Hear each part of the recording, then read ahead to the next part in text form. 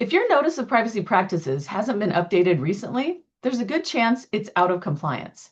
And this update carries more risk than most practices realize. Hi, I'm Kelli Ngariki, CEO and compliance consultant at Healthcare Compliance Associates.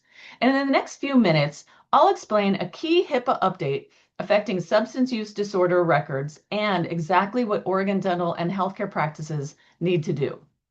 This update comes from the U.S. Department of Health and Human Services.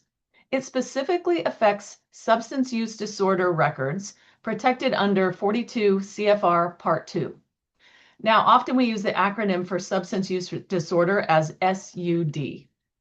These rules add protections beyond standard HIPAA regulations. Even dental practices can be impacted if SUD information appears anywhere in the record. We'll walk through what changed and what needs to be reflected in your notice of privacy practices. Change number 1, written patient consent is required. SUD records generally cannot be disclosed without written patient consent. Exceptions are very limited and defined by law. Your notice of privacy practices must clearly explain this restriction. Change number 2, added legal protections for SUD records. These records usually cannot be used in court or legal proceedings. A special court order is required. This is a stronger protection than standard HIPAA rules. Patients must be informed of this distinction. Change number 3, patients can revoke consent at any time. Patients can withdraw consent whenever they choose. Once revoked, disclosures must stop going forward. Your notice must clearly explain this right. Change number 4, redisclosure risks must be disclosed. This change catches many practices off guard. If SUD information is redisclosed by another party, it may lose Part 2 protections. Patients must be warned of this risk in your notice.